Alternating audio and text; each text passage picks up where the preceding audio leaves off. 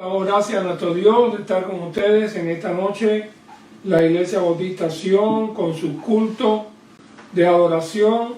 Esperamos que todos ustedes estén bien, protegidos, que estén escuchando, y nosotros estamos dispuestos a llevarles la palabra hasta sus casas, recordando que esto no es lo ideal, que lo ideal es que nosotros nos reunamos. Hoy tuvimos el culto en la mañana.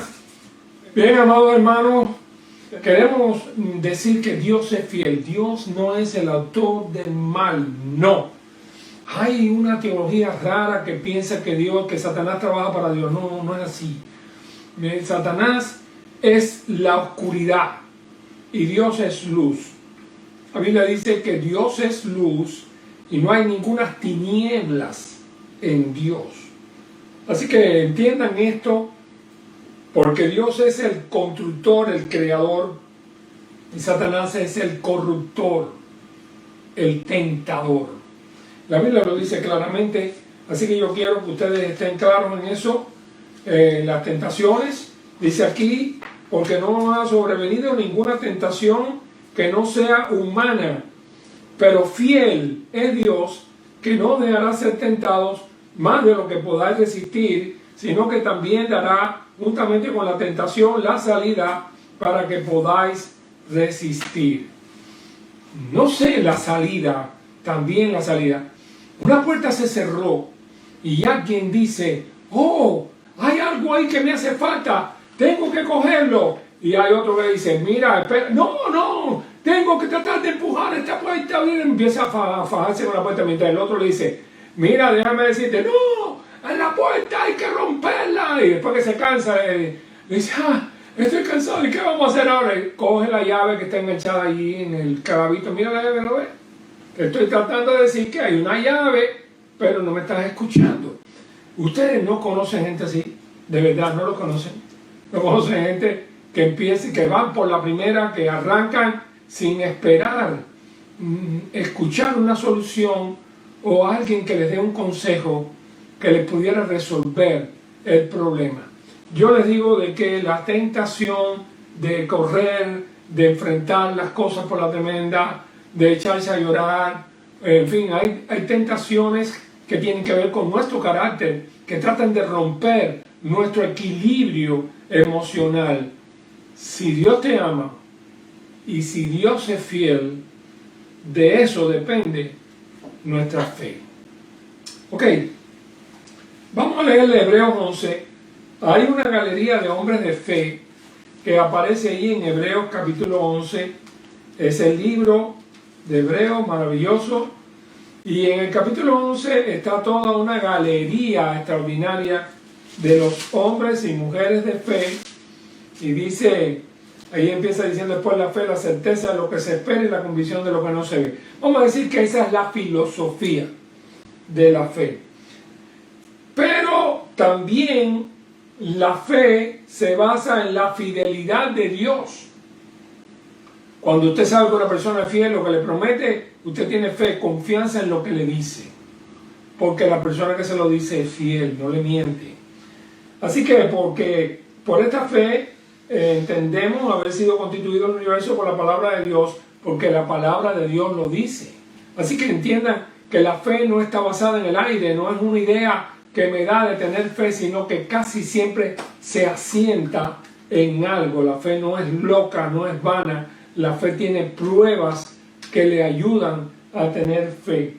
Así que dice que por la fe ofreció a Dios más excelente sacrificio que Caín. Eso es Abel. Por lo cual alcanzó testimonio de que era justo. Después más adelante dice en el versículo 5, por la fe no fue traspuesto para no ver muerte y no fue hallado porque lo traspuso Dios. Y antes que fuese traspuesto tuvo testimonio de haber agradado a Dios. Así que no fue que Dios lo llevó con él porque quiso, sino porque él, hay testimonio, se dio testimonio de que él era un hombre que agradaba a Dios. ¿Cómo puede darse el testimonio? ¿Quién es quien da testimonio? Hay quien dice, tengo que dar buen testimonio. No, la gente es quien va a dar testimonio de ti. Testimonio es algo que se dice. Buen testimonio, una persona con buen testimonio no es que ella tiene buen testimonio, sino que ella produce buen testimonio en la gente. Dice, oh, este muchacho es un buen muchacho. Eso es un buen testimonio. Y la persona produjo buen testimonio, tiene el buen testimonio de sus vecinos, o tiene el buen testimonio de sus amigos, o tiene el buen testimonio de sus hermanos de la iglesia, el buen testimonio de sus pastores, o el buen testimonio de Dios mismo.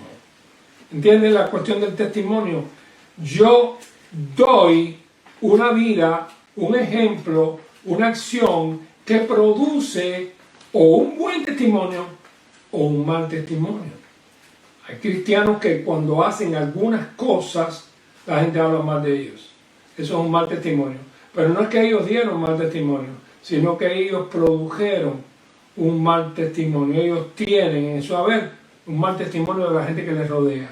Uno le pregunta a veces, como pastor, una buena medida cuando usted va a bautizar a un hombre, por ejemplo, un hombre que la mujer es miembro de la iglesia, entonces va a bautizar al esposo porque el esposo se congregó, está yendo a la iglesia, y uno le pregunta a la esposa, cuando él no está de pronto, ¿qué tú crees de tu esposo? ¿Se puede bautizar? Sí, pastor, él ha cambiado, puede bautizarlo.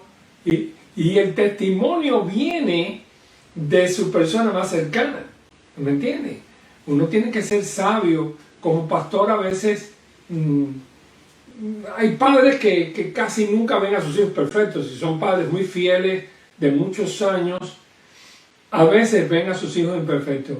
Y fulano ha pedido bautismo, ha ido a la clase de bautismo que tú creas, ay pastor, a mí me parece que le falta todavía. Sí, ¿qué es lo que le falta? No lee la Biblia, sí, no se lleva bien con la gente, sí, ama al Señor, sí, y ora, sí, lee la Biblia, sí. Entonces, ¿qué es lo que le falta? No sé, pastor, no tiene la madurez. O sea, pero tiene 18 años, ¿y qué tú quieres? Que tenga la madurez de cuando tú... Ahora bien, acuérdate de cuando tú tenías 18 años. Acuérdate que te bautizaron. Tú tenías la madurez esa que tú quieres en esa época. No, verdad, verdad que yo no tenía esa madurez.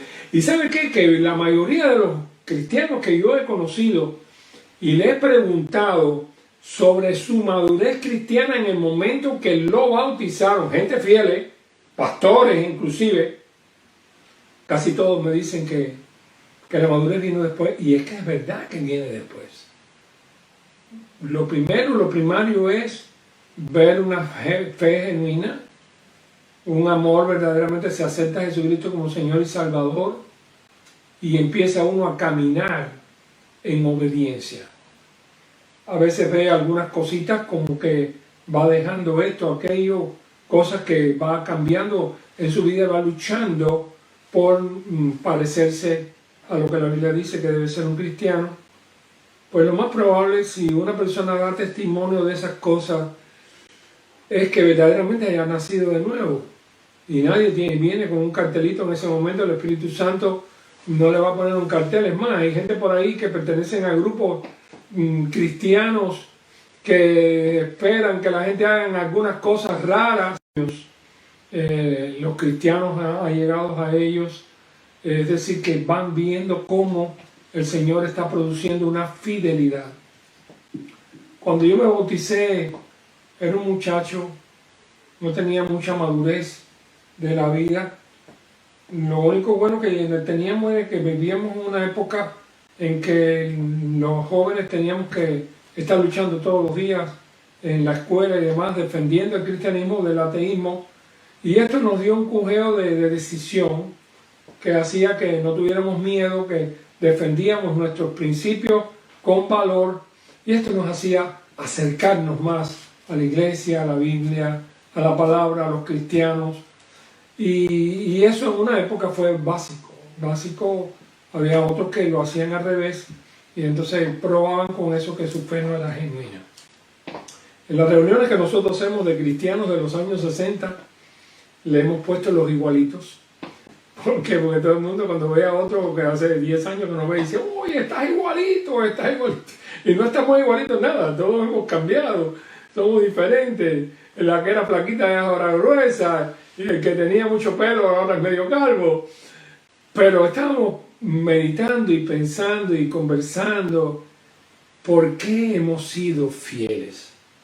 ¿Por qué esa generación que vivió en Cuba de los años 60 hemos salido cristianos sólidos a través de los años? Muchos pastores, esposas de pastores, cristianos fieles toda la vida, ellos y todos los suyos.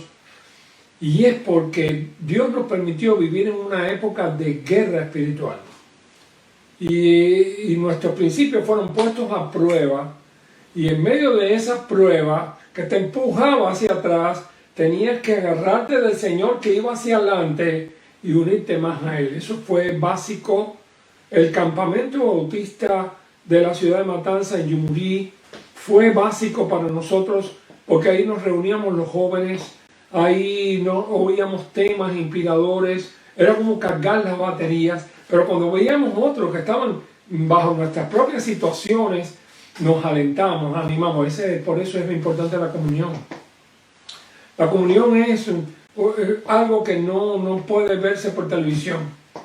Usted puede ver un culto por televisión o por Facebook, lo que sea, y hasta se puede gozar de la gente que están participando, pero el ver cara a cara a algún hermano y darle un abrazo, un beso, ahora los abrazos y los besos están prohibidos, pero oiga, como uno extraña si es una iglesia de ese tipo, sobre todo los latinos, que somos más expresivos en ese sentido, pues la comunión es necesaria. Mi hermano querido, mi hermana, sal de la casa. Si vas a Walmart, si vas a un turno médico, si vas al banco, ve a tu iglesia. Guarda las medidas que tengas que guardar, pero ve a tu iglesia, congrégate, que no te siga pasando el tiempo. No vaya a hacer que pierdas la costumbre de congregarte y pierdas la costumbre de ver, y qué bueno, me dan el culto en mi casa, pero eso no es lo ideal. Así que la gente también del pueblo necesita poder ver a la gente con la Biblia en la mano hacia la iglesia. Así que una de las cosas que dice aquí, Hebreo, por la fe no fue traspuesto para no ver muerte y no fue hallado porque lo traspuso Dios. Y antes de que fuese traspuesto tuvo testimonio, como les decía yo, de haber agradado a Dios, pero sin fe es imposible agradar a Dios, porque es necesario que el que se acerca a Dios crea que le hay, crea que existe. Si no crees que existe, no te vas a acercar a Él, y que Él es galardonador de los que le buscan, que Él premia a aquel que le busca. Uno tiene que creer en eso, porque si no, entonces no le buscan. Por la fe Noé, cuando fue advertido por Dios acerca de cosas que aún no se veían, con temor preparó el arca en que su casa se salvase, y por esa fe condenó el mundo y fue hecho heredero de la justicia que viene por la fe. Por la fe Abraham, siendo llamado, obedeció para salir al lugar que había de recibir como herencia, y salió sin saber a dónde iba. Una vez oí un mensaje sobre la fe, donde había una ilustración de un maestro que saca un reloj y que estaba aplicando a su clase, una clase de una escuela cristiana, y él le dice: miren, muchachos, les voy a dar una expresión de qué cosa es fe. Y saca un reloj y dice: le voy a regalar este reloj al que lo quiera. Entonces los muchachos empezaron, ella dice que le va a regalar, y todos empezaron a reírse, esto y lo otro, y esa es mentira, eso no puede ser verdad. Y había uno que parecía el más bobito del aula, y él vino caminando y dice: ¿qué tengo que hacer para que me regale el reloj? Y dice: pon la mano. Y puso la mano, le dio el reloj y le dijo: dile a tu papá que te enseñe a darle cuerda todos los días. Es un buen reloj, no lo botes, no lo pierdas, es valioso. Ahí lo tienes. Y el muchachito le dijo: gracias, maestro, y se fue. Y todo el mundo, todos los muchachos de la clase estaban esperando que el maestro le dijera: ay, ven acá, era jugando contigo, dame para acá el reloj. Pero no pasaba. Y el maestro dice: bueno, ahora vamos a seguir con otra cosa. De verdad le regaló el reloj, y lo único que había, que necesitaba, ellos podían se había llevado el reloj. Tenían que tener fe en el ofrecimiento. Le digo: yo hice un ofrecimiento de verdad genuino, Y él tuvo fe, creyó que mi ofrecimiento era genuino, vino y por eso le di el reloj. Y él ganó el reloj porque tuvo fe en que yo no lo estaba engañando. Y ustedes que pensaron que yo lo estaba engañando, pues no tuvieron fe. Esa es una de las maneras de ponerlo así. Si Dios es fiel, produce fe en aquel que lo conoce. Cuando uno oye la historia del pueblo de Israel y oye la historia de un Dios que fue tan fiel, que los sacó de la tierra de Egipto, que mandó las plagas, que los cuidó en el desierto, que los protegió de un ejército poderosísimo, que destruyó otros ejércitos que estaban en contra de ellos, que abrió el Mar Rojo, que dio comida, que paró el ejército con un tornado de fuego. Todas las cosas que Dios hizo por su pueblo, habla de un Dios fiel. Por eso es inadmisible que ellos se hayan olvidado de su Dios. Es algo increíble que su pueblo amado le haya traicionado, confiando en los Baales y poniendo su confianza en cosas hechas por manos de hombres. Y pusieron la fe en las cosas que él les dijo, no vayan a creer en las cosas que creen esta gente que ustedes están derrotando. Dice que Abraham, siendo llamado, obedeció para salir del lugar que había de recibir como herencia y salió sin saber dónde iba. Lo hizo por fe. Dios le dijo, ve, y salió. Por la fe habitó como extranjero en la tierra prometida, como en tierra ajena, morando en tiendas con Isaac y Jacob, coherederos de la misma promesa, porque esperaba la ciudad que tiene fundamentos, cuyo arquitecto y constructor es Dios. Esa era su fe, y por eso él salió, siguió, obedeció. Llegó un momento que Dios le pidió que ofreciera a su hijo, y cuando lo iba a ofrecer, Dios le dijo, para ahí, no tienes que ofrecer a tu hijo, yo sé que tú me temes. Y a partir de ese momento Dios le llamó a Abraham el amigo de Dios. Nadie se ha ganado la honra, seguidores, fieles, pero amigo, Abraham. Pero es que Abraham creyó de una manera especial que como Dios le había prometido que en ese hijo le iba a ser llamada descendencia, lo que dice el libro de Hebreos, que él prometió que, pues él pensó que hasta de los muertos le podía recibir. Él dijo, bueno, aunque yo lo mate, como Dios me prometió que este va a ser mi hijo, que va a tener mi descendencia, así que Dios tiene que cumplir esa palabra porque me la prometió.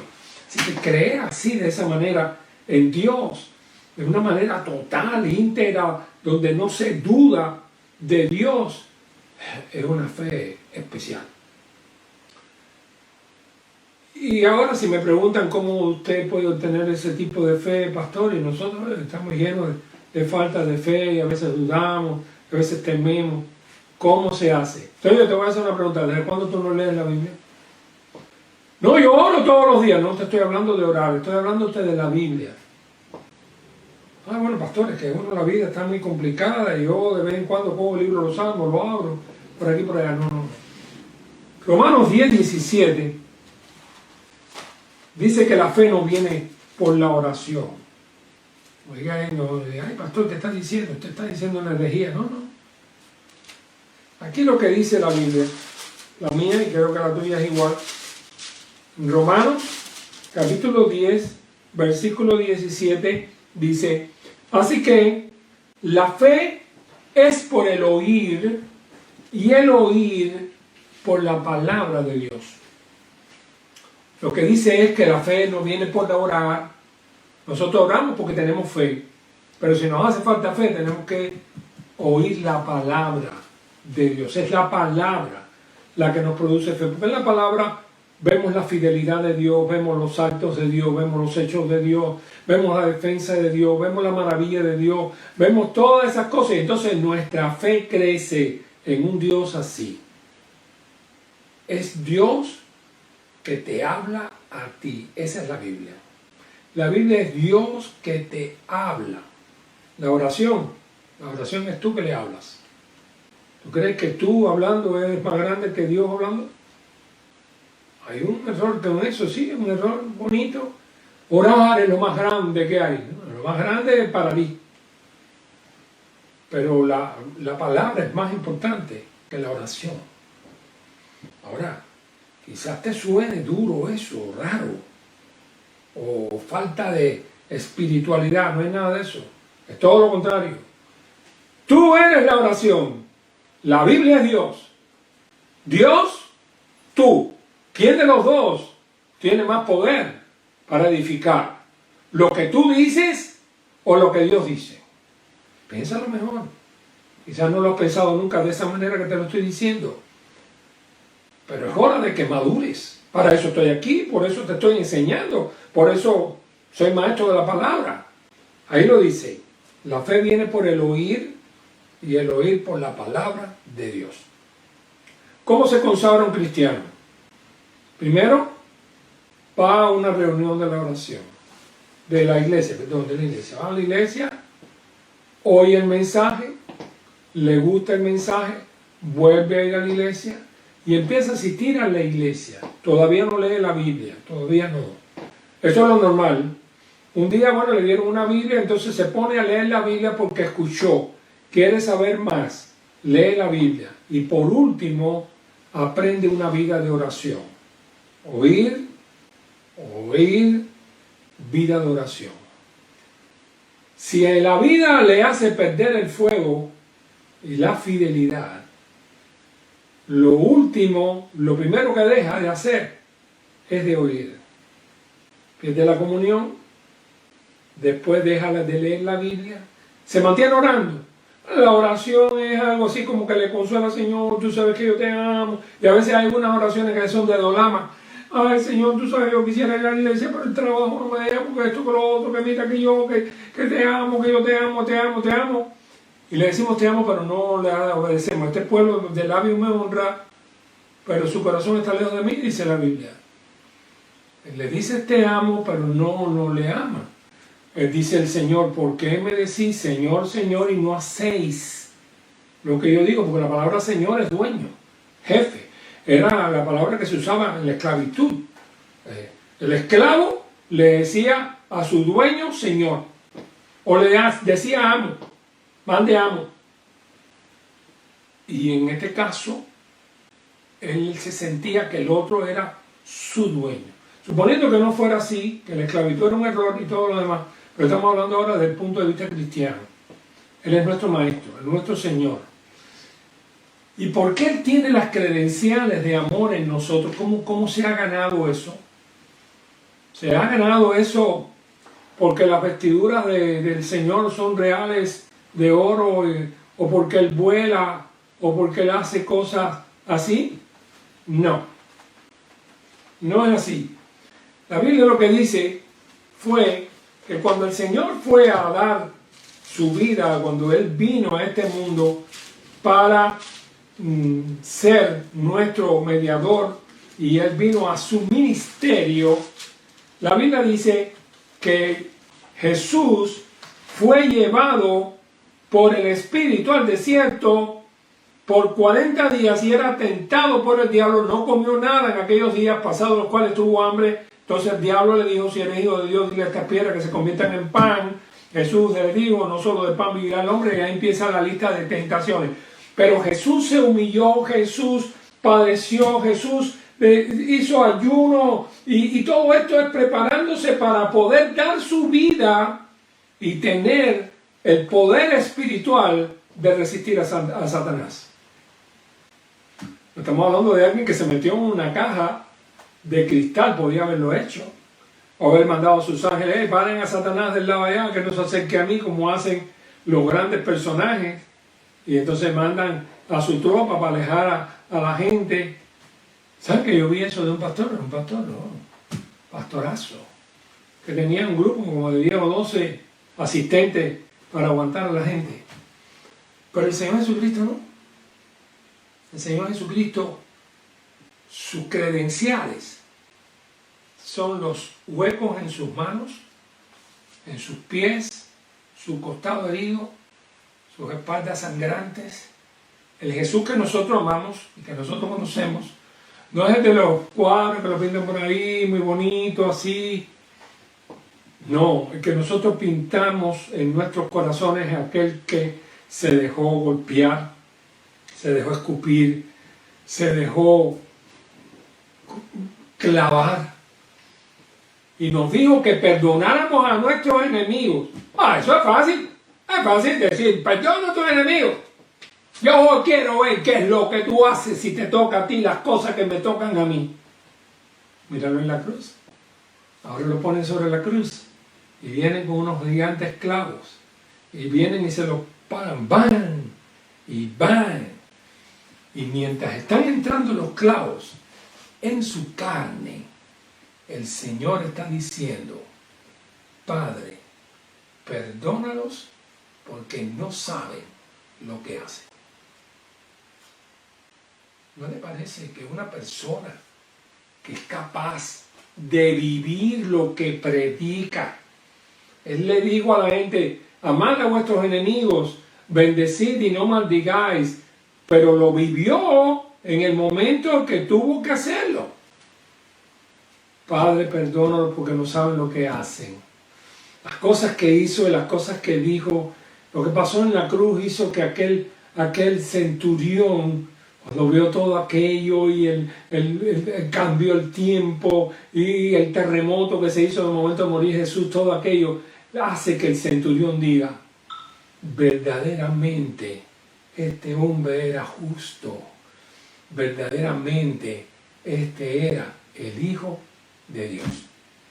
Pero si su testimonio no le parece poco, mire lo que ocurre al lado de la cruz.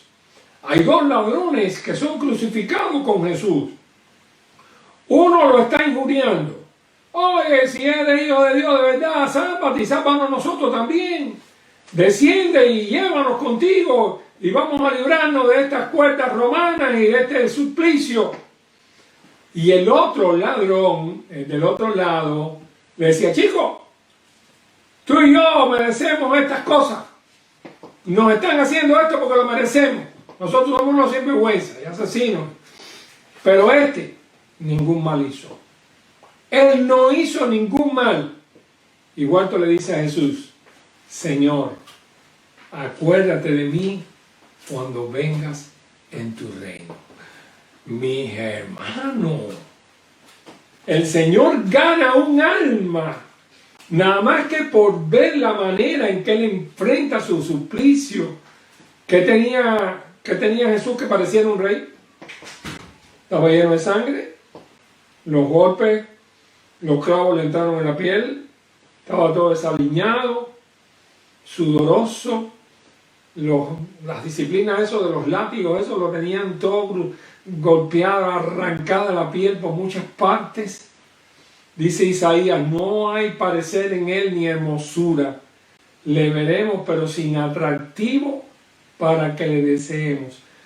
Pero el ladrón no mira las heridas ni la apariencia.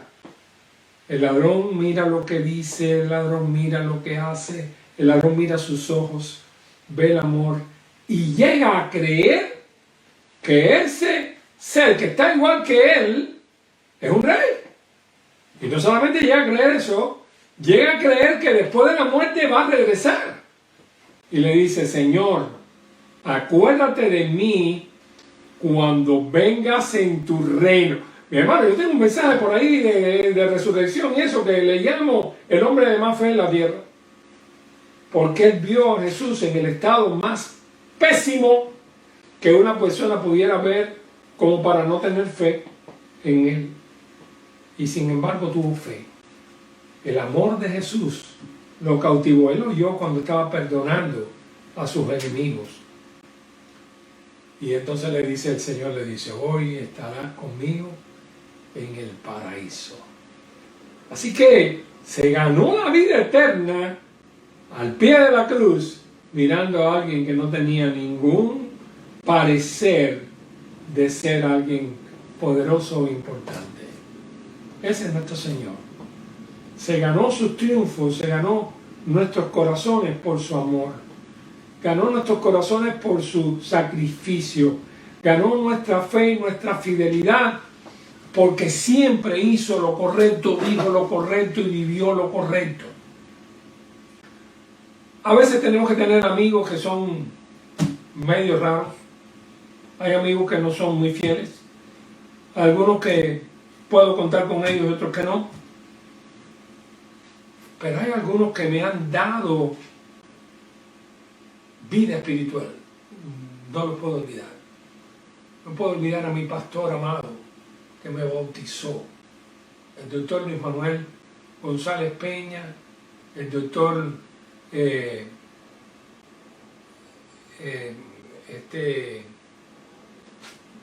pastor de la iglesia Mariana, Agustín López Muñoz. Esos hombres de Dios que nos mostraron una vida.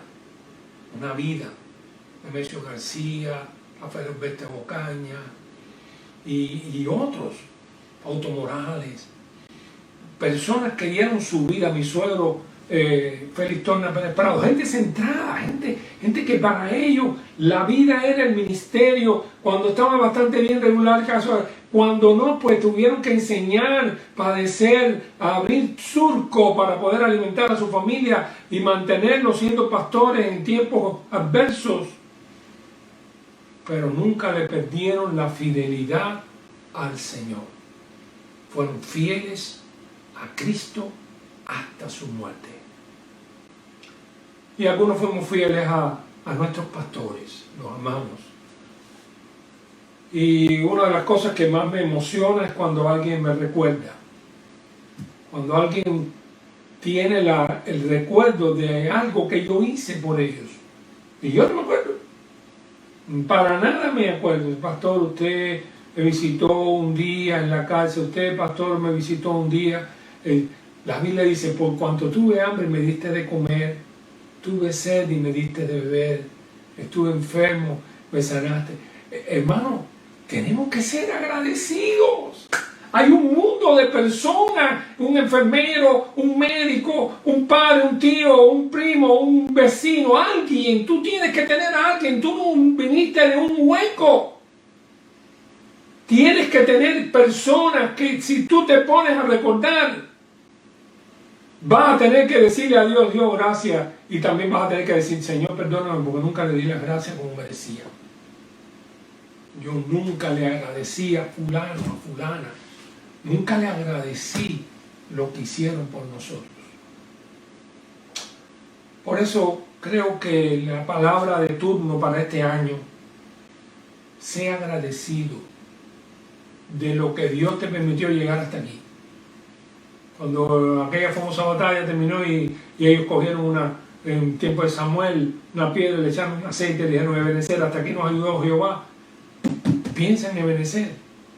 Hasta aquí, enero del 2021, hasta aquí nos ayudó, nos pasó a través de un año de terribles cosas, calamidades, muerte por doquier. Pasamos por el medio de toda esa pandemia y llegamos hasta aquí. Debemos ser agradecidos. Si usted no ha tenido una oración de agradecimiento a Dios, bueno, el día 31 de diciembre nos reunimos, por eso que nos reunimos los 31 de diciembre, siempre, y tuvimos una oración, nos dimos las manos. La primera cosa es darle gracias a Dios porque nos ha permitido llegar al 31. Y la segunda cosa es pedirle a Dios que nos ayude a seguir con la gracia y la misericordia de Él a través de lo que nos toque el próximo año. Así que yo te recuerdo que el Señor venció todas estas tentaciones por nosotros. Vosotros sois mis amigos. ¿Y lo vivió? Hay un discípulo que se atrevió a hacer lo que Jesús hizo. ¿Cómo se llama el versículo? El discípulo se llama Esteban. Esteban se atrevió. Y cuando estaba muriendo y le estaban dando las pedradas y estaba caído a tierra y las pedradas caían sobre él, dice Esteban, Señor, no le tomes en cuenta este pecado. Y dicho esto, murió. ¿Habrá tenido repercusión esa manera de perdonar a sus enemigos de Esteban? ¿Sabe quién estaba ahí al lado de Esteban en ese momento? El apóstol Pablo, que cuando eso era Saulo de Tarso.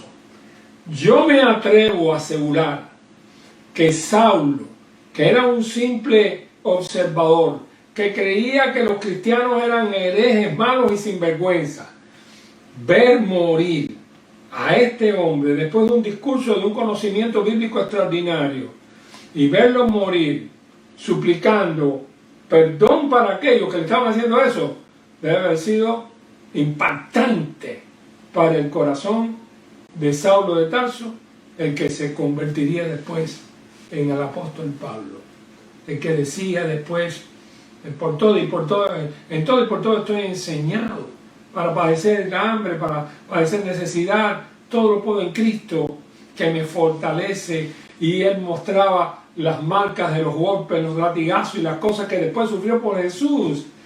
Y él decía que todo eso era la vida y que su vida antigua la tenía por basura y que lo que le interesaba era poder dar su vida por el Señor hasta llegar a morir y recibir su corona. Hermanos, se nos está acabando el tiempo por mucho que queramos, un año más, un año menos. Este año no sabemos qué va a traer, pero todavía estamos a tiempo, todavía estamos empezando el año. Es hora de hacer decisiones de fidelidad. Decisiones de fidelidad. El tentador va a llegar como llegó en tiempo de Jesús. Llegó el tentador a tratar de quitarte del camino de la fidelidad. Deuteronomio 7:8. Escuchen qué lindo. Dice: conoce pues que Jehová tu Dios es Dios, Dios fiel, que guarda el pacto y la misericordia a los que le aman y guardan sus mandamientos hasta 1000 generaciones, por ahí para adelante, tu descendencia. ¿Sabes lo que significa eso? Que no solamente tú, tus hijos, tus nietos, tus bisnietos, por ahí para allá, no puedes saber hasta dónde va a llegar la bendición de Dios. Fui pastor en algunas iglesias que estaban cumpliendo 100 años, cerca de eso. Conocí familias completas que durante muchas generaciones habían sido fieles. El bisabuelo o el tatarabuelo conoció a Cristo, después se lo enseñó a sus hijos, los nietos más adelante. Y conocí esas generaciones de fidelidad a una iglesia donde estuvieron fieles, sosteniendo la iglesia aún en tiempos que no había pastor. No había pastor y ellos se turnaban, predicaban, el otro era esto, el otro fue diácono, el otro fue maestro de escuela dominical. Y esas iglesias funcionaban.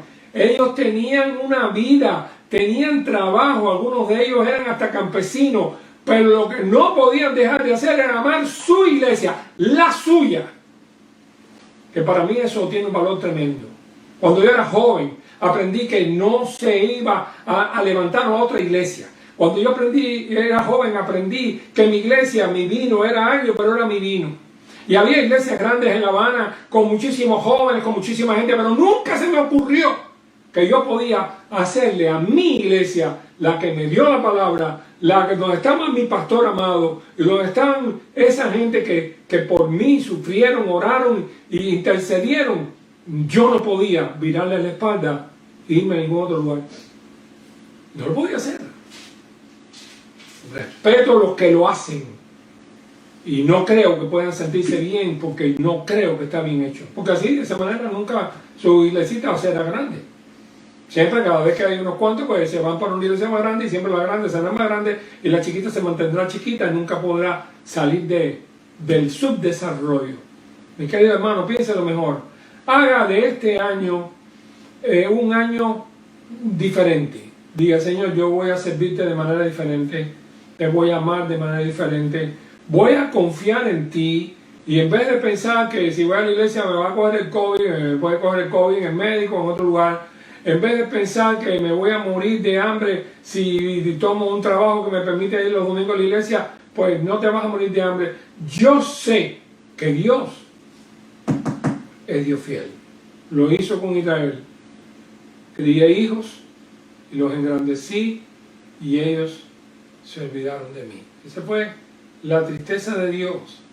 No vamos a hacerle eso a Jesucristo, para nada. Él murió por nosotros en la cruz del Calvario. Así que es tu tiempo, es tu turno, es el turno de tu fidelidad, es el turno de dar lo que quizás todavía no le has dado al Señor. Y yo me siento feliz, miro para atrás y me gozo en las cosas que padecí por el Señor, y que ya cumplí 50 años en el ministerio, y que pasé por medio del agua y por el fuego, y no me anegué. Y el Señor fue tan bueno y tan misericordioso que me trajo a este país para resolver problemas de salud de mi familia que no se hubiesen podido resolver de otra manera. Yo le digo, mis queridos hermanos, que no hay nada mejor que ser fiel. El Señor dice, sé fiel hasta la muerte y yo te daré la corona de la vida. ¿Quién es pues el siervo fiel y prudente al cual su Señor le puso sobre su casa para que dé el alimento a tiempo? Bienaventurado aquel siervo que cuando el Señor regrese le haya haciendo así. Esta es la hora tuya. El mundo sí está lleno de amenazas, pero también el Señor está lleno de promesas. Desempolva tu Biblia, no pienses que orando vas a tener más fe. Toma tu Biblia, te invito a que abras el Nuevo Testamento, empieza a leer el Nuevo Testamento de nuevo. Quizás es bueno que empieces en el Evangelio de Juan, por ahí para atrás hasta que termines en Apocalipsis y después vas a tomar Génesis.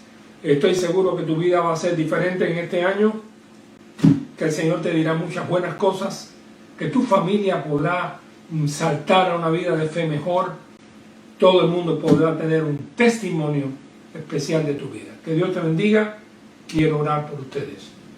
Amado Padre, gracias por aquellos que fueron fieles, nos enseñaron el camino de la fidelidad. Gracias por aquellos que se gastaron dando su vida por este camino para que nosotros hoy pudiéramos tener fe en Jesucristo tu Hijo. Gracias por lo que Cristo hizo. Gracias por los que dieron la vida en la palabra tuya por Él y por ti. Ayúdanos a ser fieles en este tiempo donde la gente saca la cuenta de cómo pudieran pasarla mejor. Ayúdanos a ser fieles a ti. En el nombre de Jesucristo oramos. Amén. Dios le bendiga, mis amados. Dios le bendiga.